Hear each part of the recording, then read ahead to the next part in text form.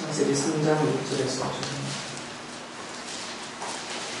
아직 욥기가 끝나지 않았는데 욥기에 있는 내용을 살펴보나 본문은 창세기 3장 읽는 이유가 연관이 되어져 있기 때문에 창세기 3장 1절부터 5절까지 있는 제가 읽도록 하겠습니다.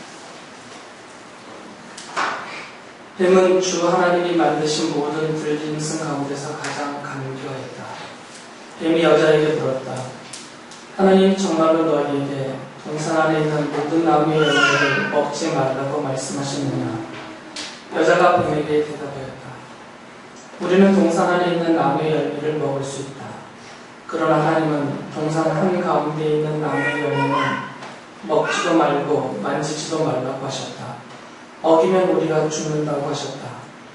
뱀이 여자에게 말하였다. 너희는 절대로 죽지 않는다. 하나님은 너희가 그 나무 열매를 먹으면 너희의 눈이 밝아지고 하나님처럼 되어서 선과 악을 알게 된다는 것을 아시고 그렇게 말씀하신 것이다.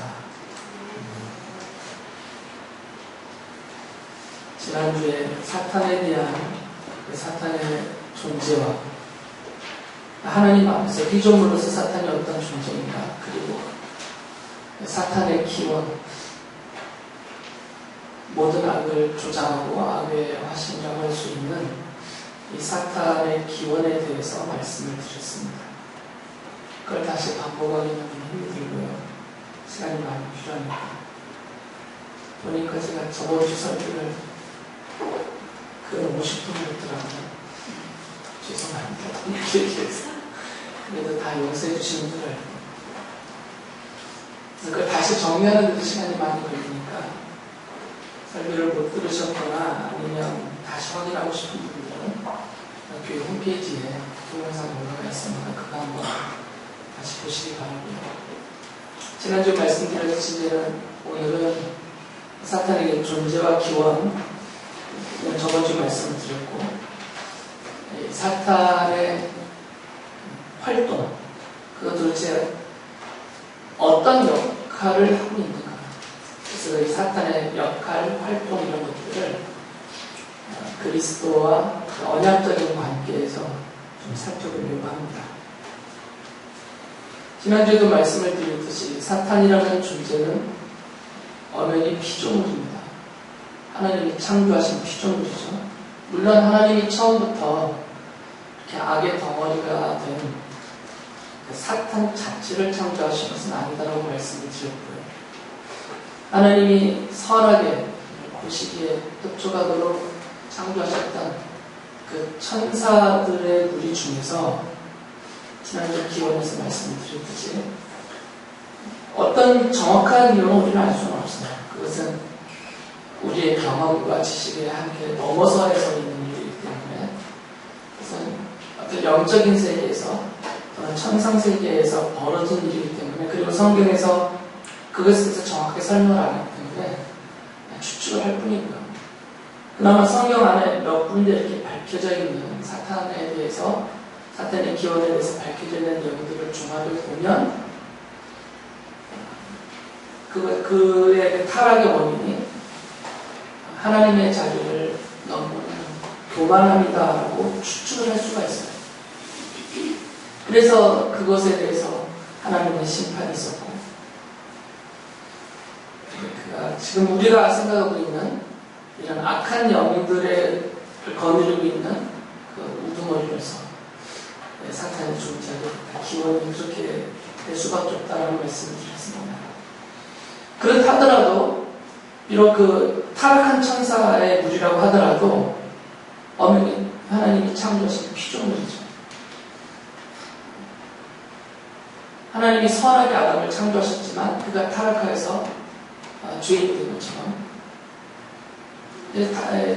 사탄도 하나님이 선하게 창조하셨지만 그가 타락하여 사탄의 무리가 된 겁니다.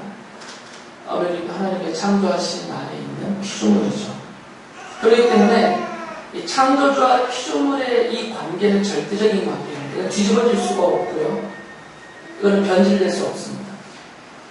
아무리 피조물들이 연합을 하고 힘을 모으고 100개 발을 하고 우주선을 쌓아 올린다 하더라도 이 관계는 뒤집어질 수 없는 절대적인 관계입니다. 창조주와 피조물의 관계. 그러니까 이 관계 안에서 모든 천사들이 하나님의 주권의 다스림을 갖고 있는 것과 마찬가지로 비록 그가 타락한 천사의 무리들이라 하더라도 이 절대적인 관계 아래서 피조물로서 하나님의 주권적인 통치 아래 살아가는 세력이 있습니다. 절대 독립적인 존재가 될 수가 없어요. 물론 우리가 그 뜻을 헤아리기 어렵습니다. 하나님이 어떤 뜻으로 또 어떤 방식으로 이 사탄의 세력들을 다스리시고 또 직접적이든 간접적이든 사용하고 계시는지 그것에 대해서 우리가 명확하게 이해하기는 어렵지만 이런 창조주와 피조물이라는 절대적인 관계와 구조 안에서 보면 사탄의 세력들도 하나님의 전지전능하신 주권 아래 들어가 있다는 것을 알 수가 있어요.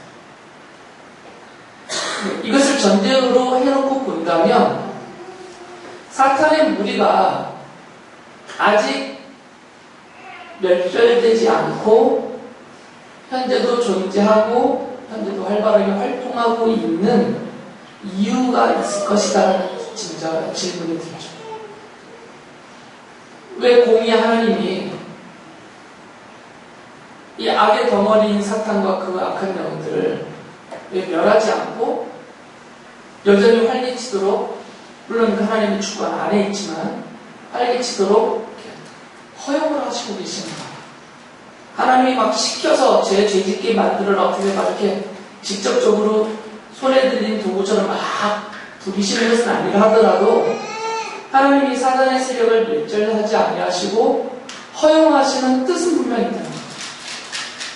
우리가 충분히 그 뜻을 알기는 어렵기 때문에 성경이라는 틀 안에서 하나님이 밝혀주신 것만 종합해서 생각해야 됩니다. 별로 안 궁금해하시는 게 제가 시작은 아니겠죠.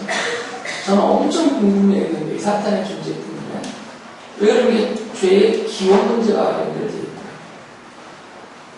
우리가 이 땅에서 당하고 있는 모든 고난 그리고 재앙, 슬픔이든 아픔이든 죽음이든 질병이든 싸움이든 전쟁이든 기근이든 이런 모든 것들, 우리를 힘들게 하고 고통스럽게 하는 그 모든 것들의 시작이 이 사탄이거든요. 그러니까 이 사탄의 세력에 대해서 좀 알 필요가 있어요.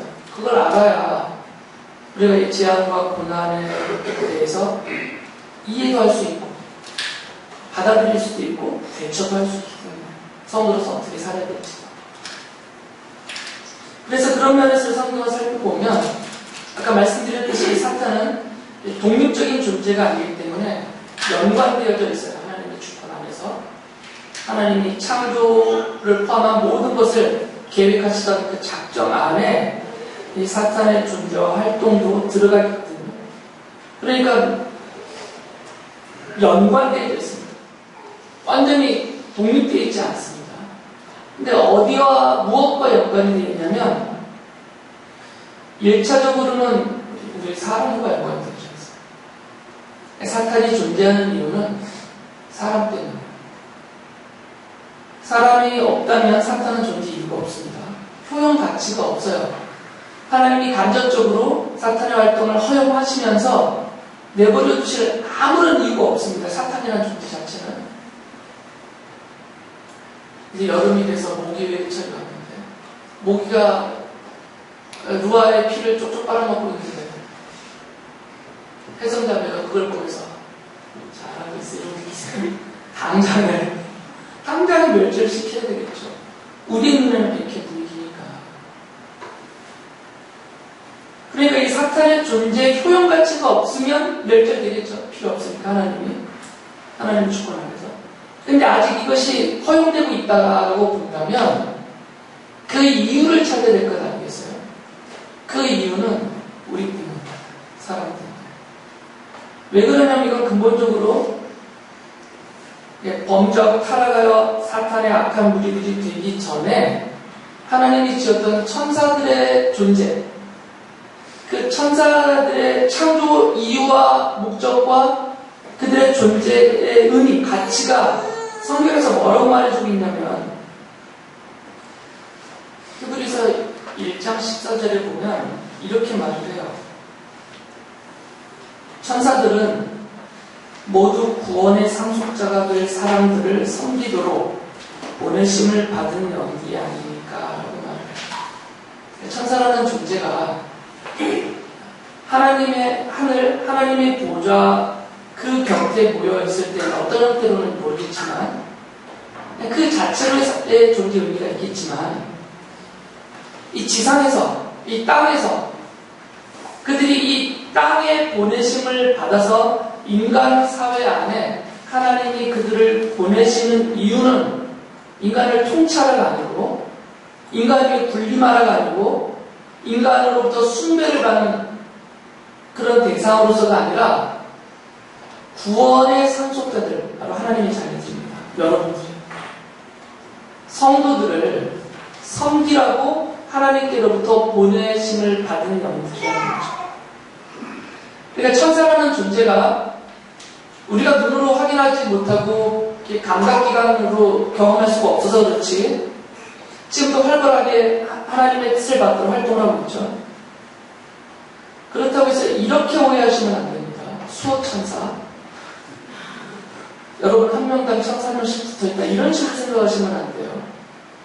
그거는 로마 가톨릭에서 만들어낸 미신입니다.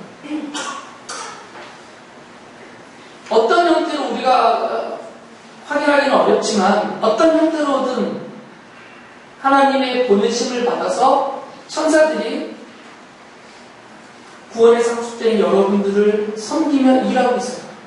그러니까 섬긴다라는 표현은 천사가 독립적인 존재로서 자기의 뜻으로 하지 않는다 그 말이에요. 보내심을 받을 때에는 그를 보내신 하나님의 뜻 안에서만 활동하게 되어져 있다는 거죠. 이게 천사의 존재의 의미와 활동 영역이에요. 사탄의 세력도 마찬가지죠. 그들도 원래 천사였으니까. 그리고 그들이 이 땅 위에 인류 사회에서 그들이 여전히 활동하는 이유는 바로 우리 때문이라는 거죠. 천사들의 존재 자체가 우리 때문이니까. 그들이 이 땅에 보내심을 받았을 때는 바로 우리들 때문에 왔고 우리들을 하나님의 뜻을 받들어서 우리를 섬기고 물론 섬긴다는 표현은 여러분 앞에 존재하는 의미는 아닙니다. 성도들이 이 구원의 은혜를 입고 구원받은 성도로서 구원받은 여정을 잘 가도록 돕는다는 의미에서 섬김이에요. 시종된다는 얘기는 아닙니다. 우리가 막 천사를 불릴 수 있다 그런 말은 아니에요. 이 구절 가지고 천사 동원령, 천사를 이렇게 불릴 권세가 성도들에게 있다. 이렇게 잘못 가르치는 분도 있어요.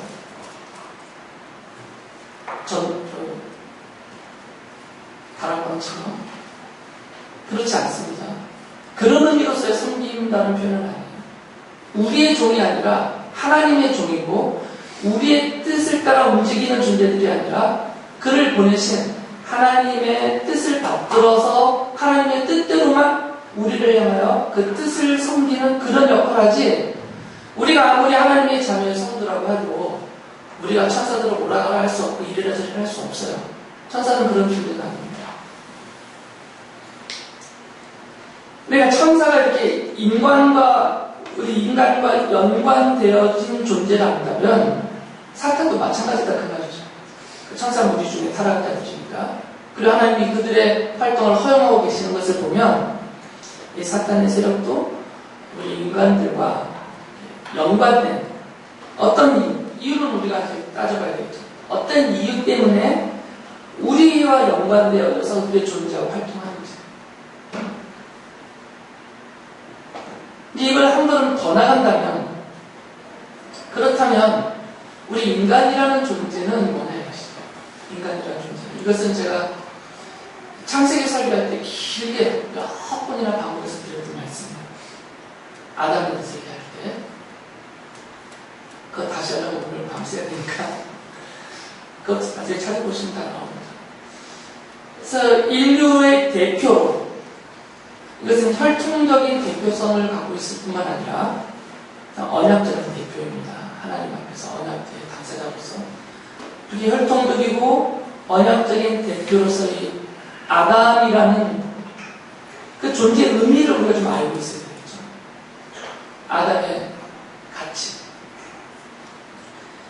로마서 5장 14절에 보면 사도 바울이 아담에 대해서 이렇게 말을 해요.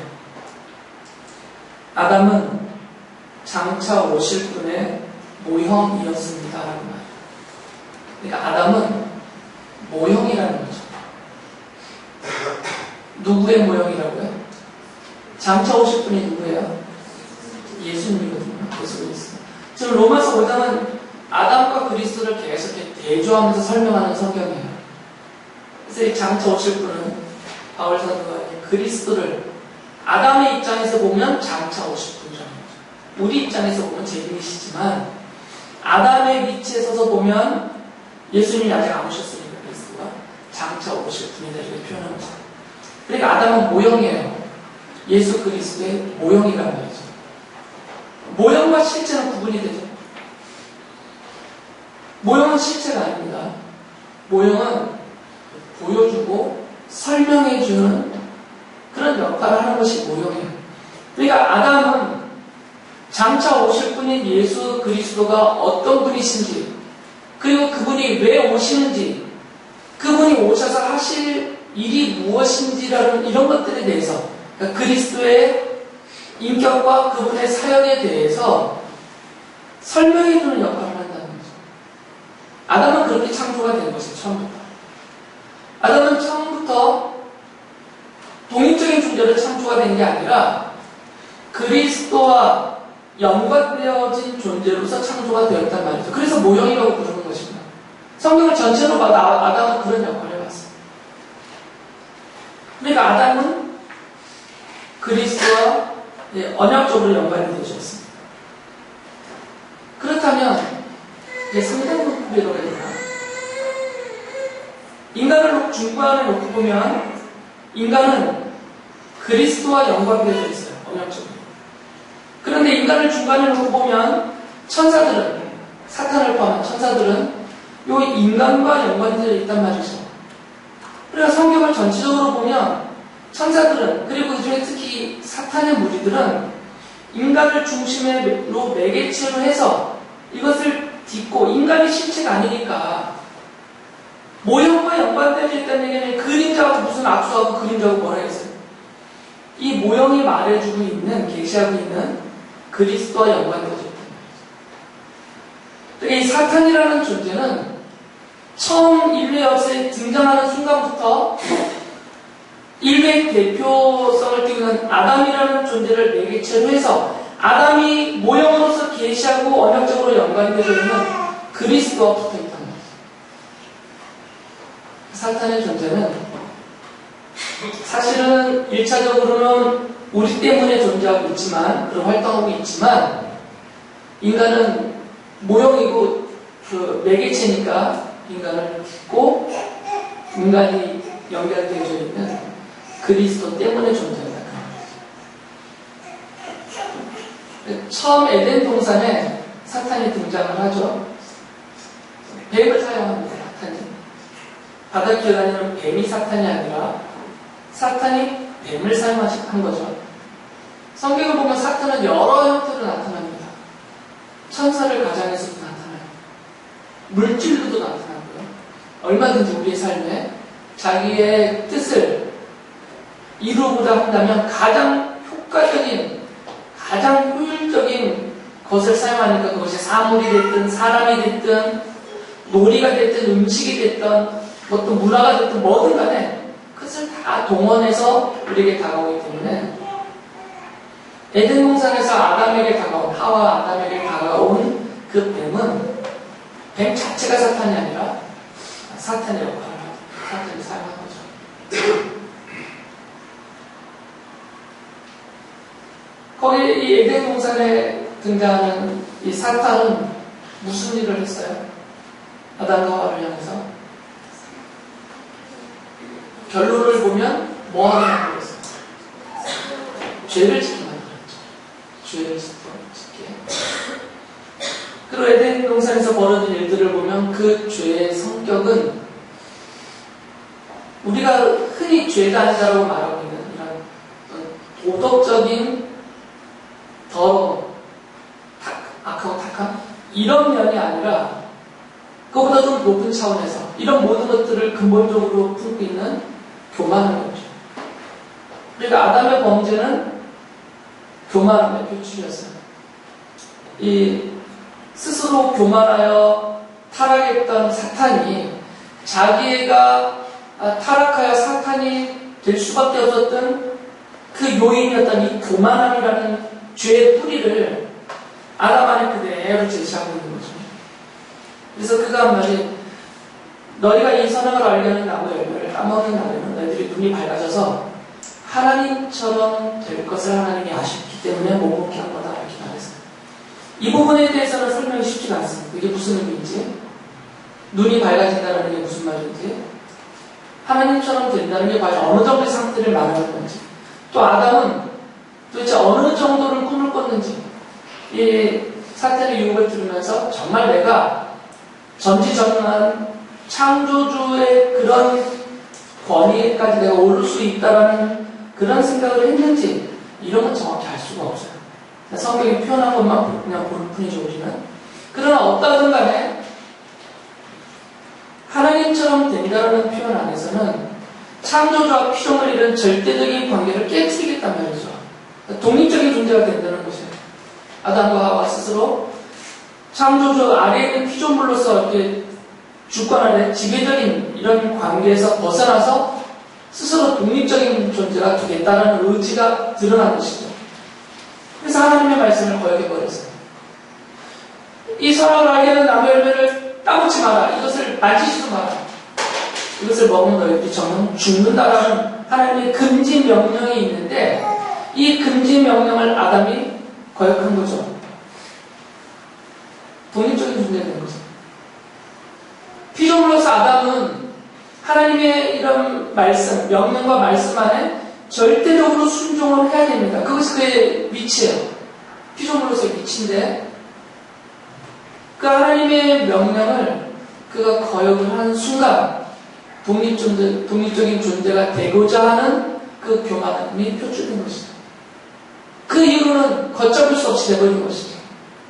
오늘 우리가 당하고 있는 이런 모든 악함의 성격들 다 여기서 시작이 된 겁니다.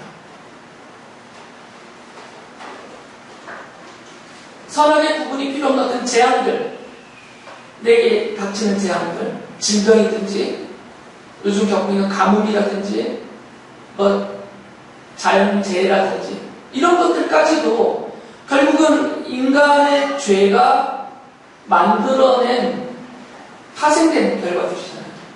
인간의 타락이. 그러니까 이 아담이라는 인류의 대표성 같은 이분이 하나님의 명령을 거역하고자 하는 의지가 생긴 순간, 그리고 그것이 표출되어서 실제로 열매를 따먹는 순간, 그는 하나님께로부터 내가 독립된 존재로 뛰쳐나간 것이죠. 실제로 나갈 수 없지만 그것이 이제 죄가 된 것이고, 거기서부터 모든 것이 걷잡을 수 없이 뻗쳐나온 거죠. 우리가 말하는 죄와 악. 로마서 5장 12절에서 바울사도가 이렇게 말하죠. 한 사람으로 말미암아 아담이요 죄가 세상에 들어왔고 또 그 죄로 말미암아 죽음이 들어온 것과 같이 모든 사람이 죄를 지었기 때문에 죽음이 모든 사람에게 이르게 되었습니다. 아담의 그 행동이 이런 결과를 갖고 왔다는 거죠.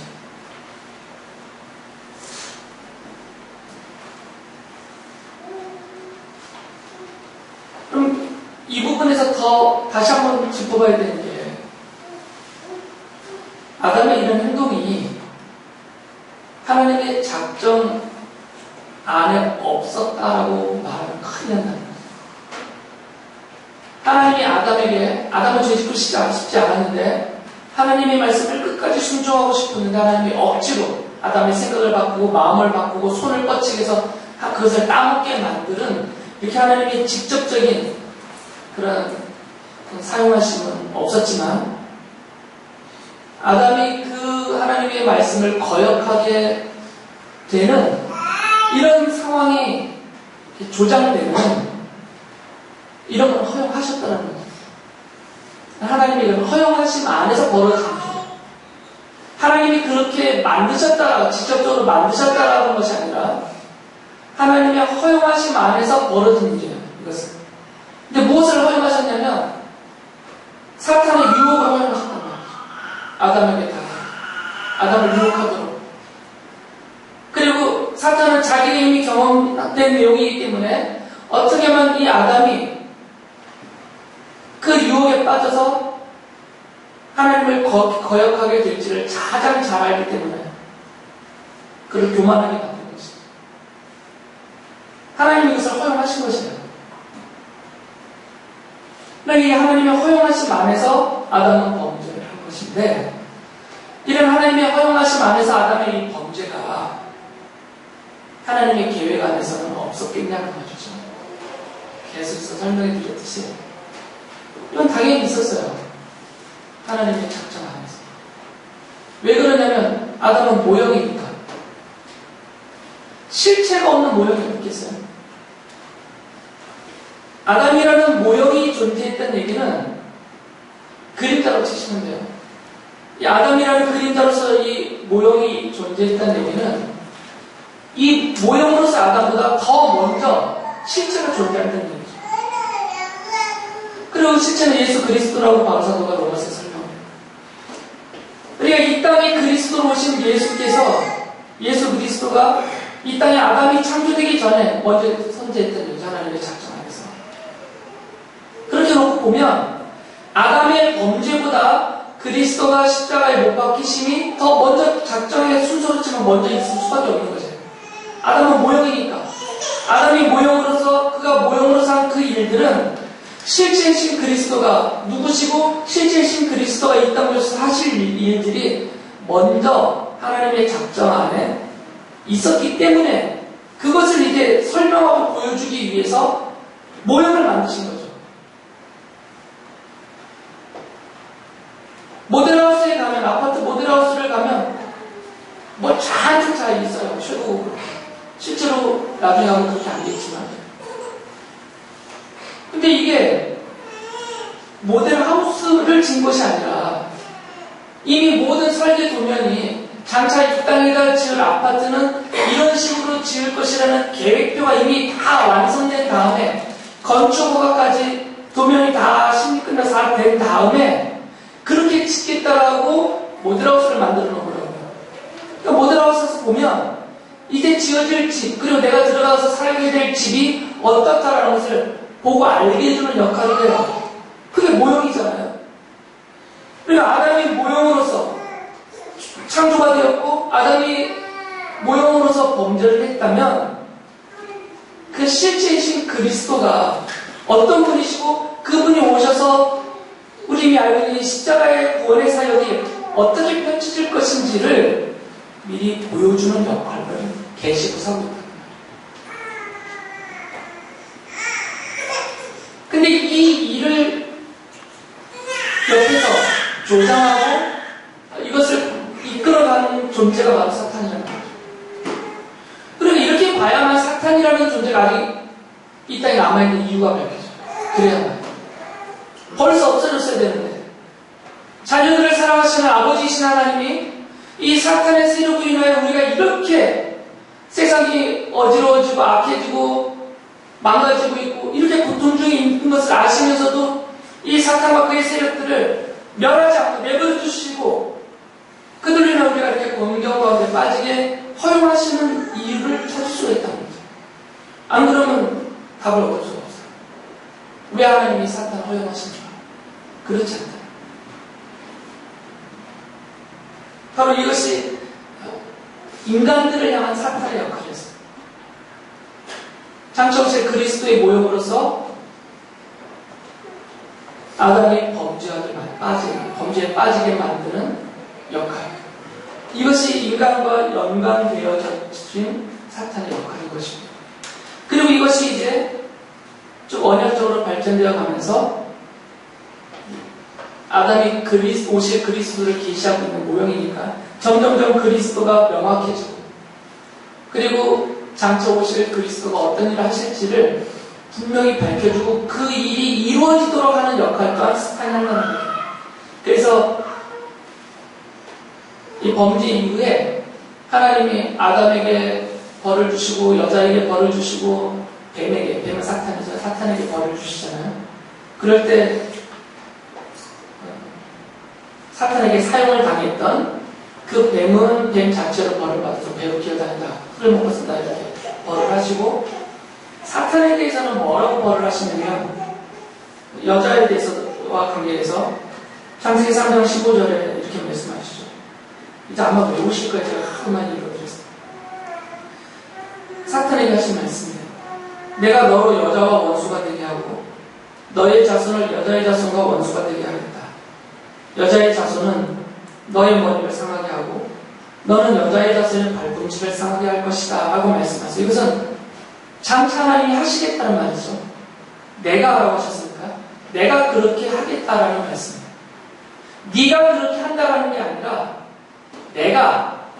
내가 너와 여자가 원수가 되게 하고 내가 너와 여자의 자손의 사이에 이런 일이 벌어지게 하나님이 하겠다라는 하나님의 작전, 하나님의 계획을 미리 말씀해 주신 거죠. 사탄이 하는 게 아니라 하나님이 그렇게 하겠다. 그 하실 일에 사탄을 이렇게 쓰겠다라는 하나님의 계획을 알려주신 거죠. 그리고 성경은 계속해서 이 여자의 자손이 누군지를 쭉 설명해 나옵니다. 여기서부터 신약기까지. 그분이 예수 그리스도라는 것을 성경에 말을 해줘. 계속해서 밝혀나와요. 대표적으로 이제 더 이것을 구체적으로 명시한 것이 이사야 선지자. 이사야 선지자가 이 동정녀 출생에 대해서 예언을 하죠. 처녀라는 표현은 동정녀예요. 남자와 잠자리 한 번도 안 해본 여인을 말합니다. 그것에 대해서 예언을 하면서. 그런데 예수님이 출생하실 때 이런 말씀을 천사가 와서 해줘요. 가브리엘이. 마태복음 1장 23절에 보면 이 모든 일이 일어난 것은 지금 마리아가 동정인의 상태입니다. 처녀의 몸으로 잉태를 하는 것이죠. 주님께서 예언자를 시켜서 이것을 이사야서요. 이르시기를 보아라 동정녀가 잉태하여 아들을 낳을 것이니 그 이름을 임마누엘이라고 할 것이다 하신 말씀을 이루려고 하신 것이다 라고 하면서 예수님의 출생을 말하죠. 그러니까 예수님의 출생은 동정녀인 마리아의 태를 통하여서 예수님의 출생하심은 성취다라는 거죠. 무엇에 대한 성취냐면 예언자들을 통해서 하나님이 미리 말씀해 주신 그 말씀이 성취된 것이다 라고 하죠. 그래서 예수님을 여자의 후손이라고 부르는 거죠. 그리고 특별히 또 누가복음에서 예수님의 족보를 마리아의 족보로 따지죠. 여자의 후손으로서. 그렇게 여자의 후손으로 오신 그 예수님을 십자가에 죽게 만드는 역할을 누가 하냐면 사탄입니다. 사탄한테 예수님이 사역을 시작하실 때 첫 장면에서 예수께서 성령이 이끌며 광야에 나가셨을 때 사탄이 예수님을 시험을 하죠. 세 차례 시험을 합니다. 그런데 예수께서 하나님의 말씀을 인용하시면서 다 물리치죠. 그러니까 그 시험의 성격은 막 괴롭고 견딜 수 없는 겨우겨우 이겨내는 이런 테스트 시험이 아니라 예수께서 당당하게 실체로서 예수님의 모형이었던 아담이 당했던 그 시험, 아담을 찾아와서 사탄이 유혹을 했잖아요. 그 사탄이 아담을 유혹했을 때 아담은 예수님의 부정적인 모형이잖아요. 실패하는 모형으로서 그 시험이 넘어가 버렸어요. 유혹에 넘어가 버렸죠. 그러나 예수님은 실체로서 아담에게 왔던 사탄이 예수님을 찾아왔을 때 막 천하를 주겠다는 유혹이잖아요. 천하를. 그러니까 주인이 되게 하겠다는 유혹이죠. 아담이 원했던 것이 그것이. 그럴 때 예수께서 말씀으로 다 유혹시키시잖아요. 그리고 그 예수를 사탄이 대제사장들을 동원해서 바리새인들을 동원해서, 사두개인들을 동원해서, 또 율법학자들을 동원하고 유대인들 대중들을 동원해서 그들을 미혹을 하잖아요. 어리석게 만들고 예수 그리스도로 알아보지 못하게 만들고, 바로 구약에 예언하였던 그 메시아라는 것을, 그 여자의 후손으로 오시는 메시아이신 그리스도라는 것을 알아보지 못하도록 만들고, 오히려 고난을 당하게 하고 십자가에 못 박아 죽게 만드는 일들을 뒤에서 조장하는 세력이 사탄이잖아요. 사탄이 그 일을 해요. 그래서 예수께서 십자가에서 죽임을 당하십니다. 그러니까 사탄의 역할은 크게 두 가지로서 나타났어요. 에덴 동산에서는 인간을 유혹하여 타락하게 만드는 역할을 해요. 골고다에서는 예수님이 아니라 회중들, 인간들을 유혹하여 어리석게 만들고 악하게 만들어서 그리스도를 십자가에 못 박아 죽게 만드는 그 일을 합니다. 그러면 이렇게 연관되어져 있어 사탄의 존재와 활동은 독립적이지 않다는 거죠.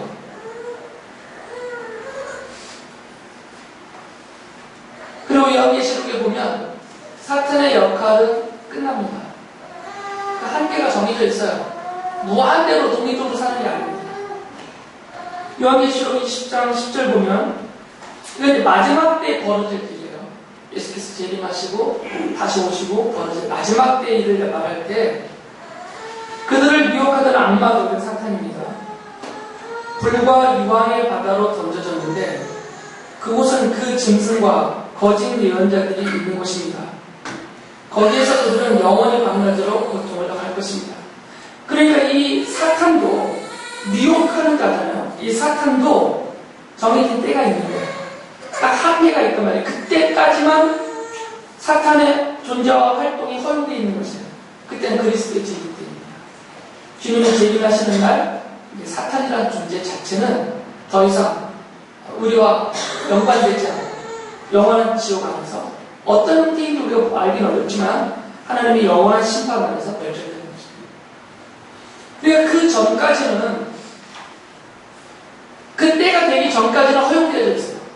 하나님이 허용하시니까 주님이 재림하시고 사탄이 영원한 멸절의 상태로 지옥불에 떨어지기 전까지는 사탄의 활동이 에덴 동산에서부터 주님이 재림 때까지 허용되어져 있는 거죠. 이 안에서 허용되어진 이유, 이것은 에덴 동산에서는 아담 때문에, 아담의 타락이 필요하기 때문에 아담 때문에 허용이 되었고, 그리고 골고다에서는 그리스도가 십자가에 죽으셔야 되기 때문에 그리스도를 십자가에 못 박아 죽게 만드는 그 역할을 사탄이 했기 때문에 그의 존재 이유가 있었던 거죠. 그렇다면 이제 그리스도의 십자가 이후로 주님이 재림하실 때까지 이 기간, 그러니까 아담의 타락부터 그리스도 십자가까지는 충분히 성경이 하고 있는데, 그럼 그리스도의 십자가에 죽으심으로부터 재림까지 이 기간 동안에는 왜 허용했는지, 하나님이 허용하시니까 활동하고 있는 겁니다. 지금 예수님이 십자가에 죽으심을 당하실 때부터 현재까지 허용되어져 있어요. 그리고 주님이 다시 재림하시는 날까지 사탄의 존재는 여전히 허용되어지고 활발하게 활동을 하고 있습니다. 왜 하나님이 허용하시냐 이것이죠. 그래서 이 사탄은 하나님이 간접적으로 사용하시는 하나님의 도구다라고 말합니다. 그리스도의 십자가를 위해서 하나님이 사용하신 간접적인 도구예요. 에덴 동산에서도 사용하셨고 골고다에서도 사용하셨습니다. 그리고 여전히 사탄은 하나님의 허용하심 안에서 사용을 받고 있는 하나님의 간접적인 도구로서 지금도 역할을 해요. 우리 때문에, 성도들 때문에. 이제는 그리스도 때문이 아닙니다. 그리스도 때문에는 십자가에서 끝났어요. 역할이. 예수님을 십자가에 못 박아 죽이는 것으로 그리스도와 연관된 사탄의 역할은 끝났어요. 직접적으로는. 이제는 사탄의 역할은 그리스도를 상대하는 역할이 아니라 그 그리스도를 믿음으로 받아들이고 있는 성도들을 위해서 어떤 일을 하고 있다는 거예요. 부정적인 일입니다. 긍정적인 일이 아니라. 요한계시록 12장 9절을 보면 그 사탄에 대해서 뭐라고 말하냐면 온 세계를 미혹하던 자다라고 합니다. 에덴부터 시작해서 계속해서 온 세계는 인류를 만들죠. 온 세계를 미혹하는 자예요. 미혹한다라는 것은 어리석게 만든다는 겁니다. 정신을 잃게 만든다는 것이에요. 내가 무슨 생각하고 있는지, 무슨 말하고 있는지, 무슨 짓을 하고 있는지, 선과 악이 무엇인지를 구분할 수 없는 상태. 그게 미혹된 상태예요. 그러니까 사탄은 온 인류를 그렇게 빠지도록 미혹하고 있다는 것입니다.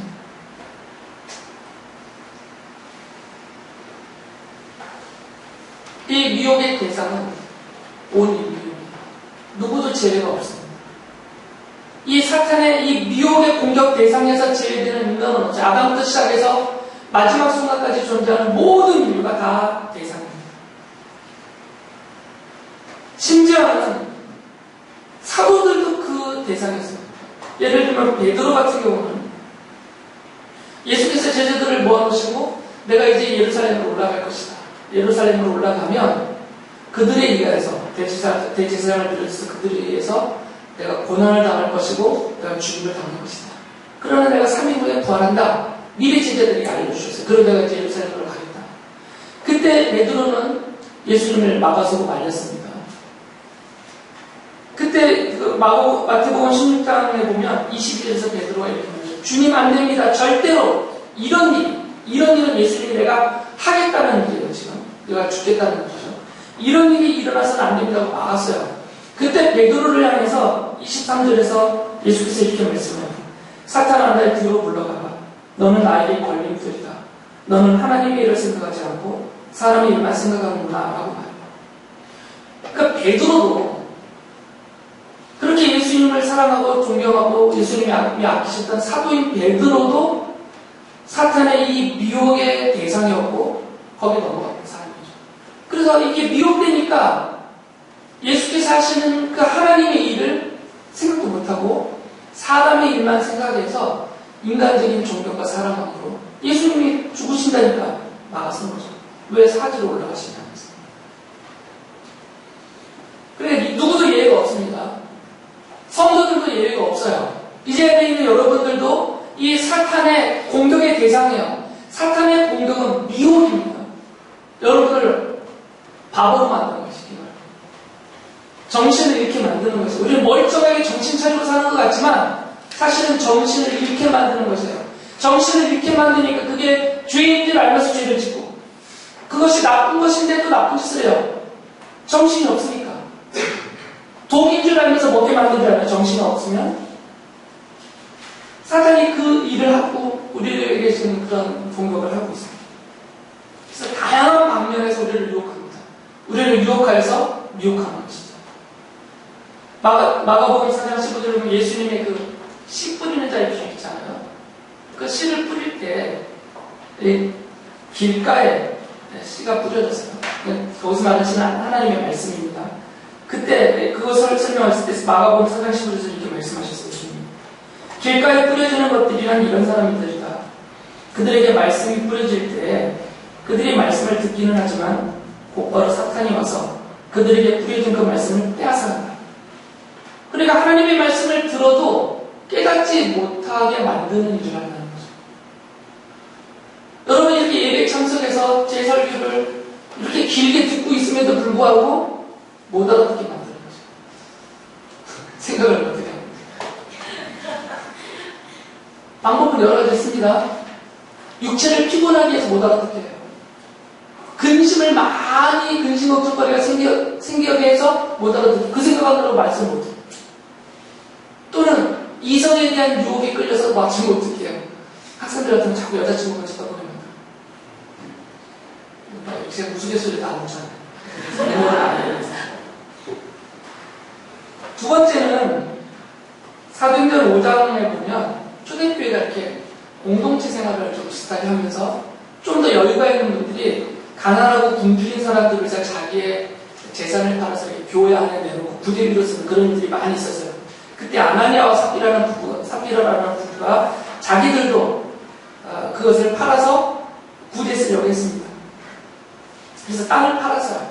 근데 막상 땅을 팔고 내놓으려고 하니까 이게 너무 아까운 거죠. 가격이 금액이 컸는지. 그래서 그 일부를 떼서 숨겨놓고 일부만 갖다 바쳤어요. 그래서 그것을 베드로가 보고 사도행전 5장 3절을 보면 이렇게 말해요. 아나니아는 들으시 어찌하여 그대의 마음이 사탄에게 홀려서 그대가 성령을 속이고 땅값의 얼마를 몰래 떼어놓았습니다. 그러니까 사탄에게 홀리면 이거 미혹된단 말이에요. 재물에 대한 욕심이 생긴단 말이에요. 재물에 대한 탐욕. 그리고 셋째로는 특히 성적으로 타락하게 만들죠.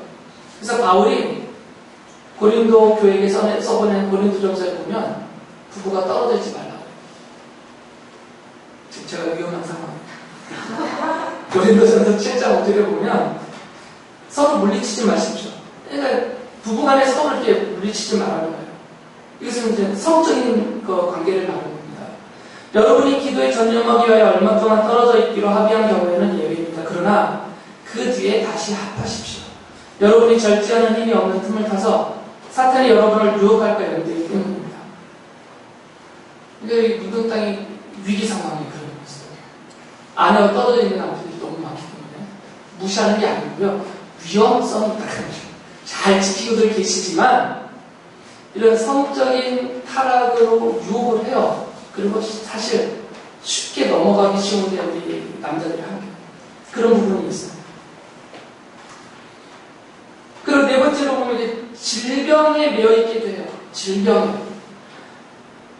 누가복음 13장에 보면 예수님이 어떤 여인을 만나시냐면 이렇게 허리가 이렇게 굽은 여인이 있어요. 평생을 허리가 꺾여서 사는 여인. 얼마나 고통스러웠겠어요. 그래서 이제 그 여인에 대해서 18대, 18년 동안 그 허리가 꺾여서 살았었는데 그 여인을 안식일날 고쳐주세요. 그때 예수께서 이렇게 말씀하십니다. 누가복음 13장 16절에 보면 그렇다면 아브라함의 딸인 이 여자가 18세 동안이나 사탄에게 매여 있었으니 안식일에라도 이 매임을 풀어줘야 하지 않겠느냐 하면서 고쳐주세요. 그러니까 질병을 사용해서 매어놓는단 말이에요. 사탄. 다섯 번째를 보면 데살로니가전서 2장 18절 보면 심지어는 사도가 하는 이 복음 전파 사역까지 방해해요.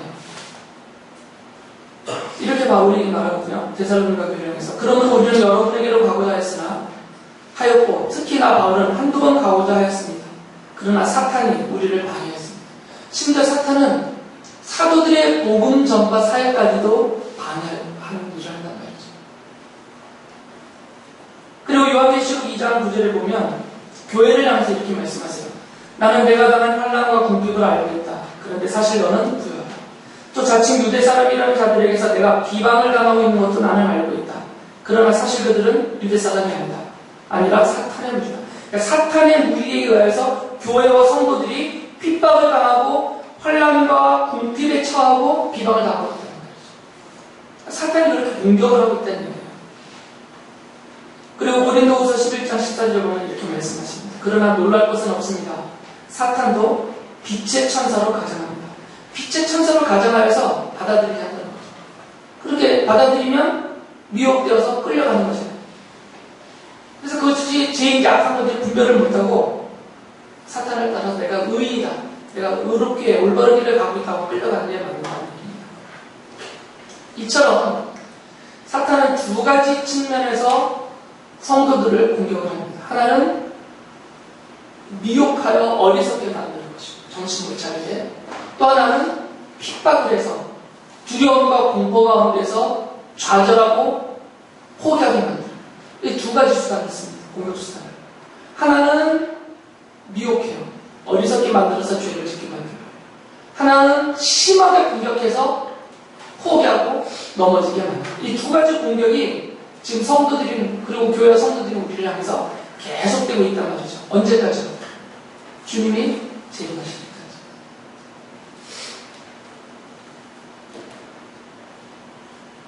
이제 결론. 그러면 왜 하나님이 허용하시나요? 왜 교회와 성도를 사탄이 이렇게 미혹하고 핍박하고 공격하는 것을 왜 허용하고 계시는가? 허용하고 계시기 때문에 우리가 당하고 있는 겁니다. 지금 하나님이 욥기에서 말하듯이 딱 울타리를 치고 계시면 못 와요. 하나님의 울타리를 어떻게 사탄이 넘어옵니까? 하나님이 그 울타리를 거두시기 때문에 허용하시니까 사탄이 우리를 공격하고 있는 거죠. 그럼 이것은 하나님이 사탄의 세력을 막을 수 없고 딸려서 거둔 게 아니라 뜻이 있으시니까, 이유가 있으시니까 허용하신 거잖아요. 그러니까 우리가 그것을 찾아야 됩니다. 왜 하나님이 이 사탄의 공격을 내가 당하도록 허용하고 계시는지 그 이유를 찾는 게 신앙입니다. 믿음이 없는 사람들, 참된 믿음이 없는 사람들은 이렇게 사탄이 유혹하여 미혹하고 핍박하고 공격할 때 그냥 포기하고 넘어지거나 아니면 고통 속에서 괴로워하거나 인생을 막 좌절하고 포기하거나 이런 끝이에요. 원망과 불평으로 끝납니다. 그러나 참 믿음을 갖고 있는 사람, 진짜 살아계신 하나님을 믿고 그 하나님의 은혜 가운데 내가 구원받고 살고 있다, 내가 영원한 천국의 상속자다라는 이런 소망을 갖고 사는 참된 믿음이 있는 사람들은 이렇게 사탄의 공격과 그 유혹에 날마다 넘어질 때마다, 당하고 넘어지고 그 피해를 입을 때마다 두 가지 반응을 보입니다. 하나는 사탄의 유혹에 넘어가서 내가 정신을 잃고 죄를 짓고 나면 진짜 믿음 있는 사람들은 자기가 지은 죄를 보잖아요. 그럼 회개하고 돌이킵니다. 그러면서 정말 주님의 십자가가 아니면 내가 구원 못 받는구나, 정말 예수님이 십자가에서 용서해 주시지 않으면 내가 이 죄로부터 도저히 벗어날 수 없는 정말 형편없는 악한 죄인이구나, 이걸 깨닫게 돼요. 그래서 주님의 십자가의 구원의 은혜를 더욱더 확실하게 믿고 감사하게 되죠. 오직 십자가를 통해서만 죄 용서함과 구원이 있구나라는 것을 더 확인하는 그런 일이 돼요. 또 한 측면에서는 사탄이 공격을 하잖아요. 핍박하고 박해하고 궁핍과 환난을 당하게 하면 그걸 당할 때마다 맨날 치고 나자빠지고 좌절하잖아요. 그럴 때 정말 믿음 있는 사람들, 믿음이 없는 사람들은 그냥 가버리죠.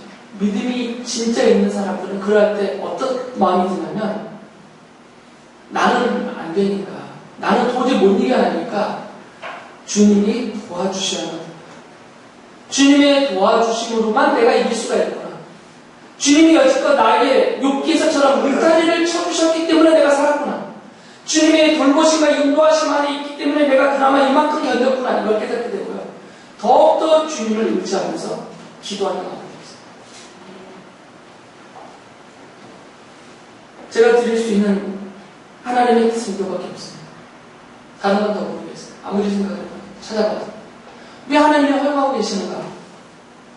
성도들이 참된 믿음이 무엇인지를 알고, 또 어떤 것이 정말 성도로서 올바르게 믿고 사는 삶인지를 알고, 그리고 어떻게 내가 이 땅에서 하나님의 도구로서 하나님의 뜻을 받으면서 섬기며 살아갈 수 있을까, 이것을 알고 추구하게 하는 그 역할을 사탄의 세력을 여전히 허용해 주시면서 그들을 간접적인 하나님의 도구로 사용하셔서 이 일을 이루시는 것이 하나님의 뜻이다라는 것입니다. 바울서도 로마서 16장 20절에서 이렇게 말씀하셨어요. 평화의 하나님께서 곧 사탄을 쳐부수셔서 여러분의 발밑에 짓밟히게 하실 것입니다. 하나님은 그렇게 하실 수 있는 분이시고요. 그렇게 하신다는 거죠. 그러나 이 하나님의 뜻이 이루어지기까지는 허용하신다는 것입니다. 고린도전서 6장 3절에 보면 우리가 천사들도 심판하리라는 것을 알지 못합니까? 그런데 하물며 이 세상 일이야 말할 나이가 있겠습니까? 우리가 그리스도와 함께 그 보좌 왕자에서 왕권을 행하면서 이 타락한 천사들이죠. 여기서 천사는 그들도 심판할 것이다라는 거죠.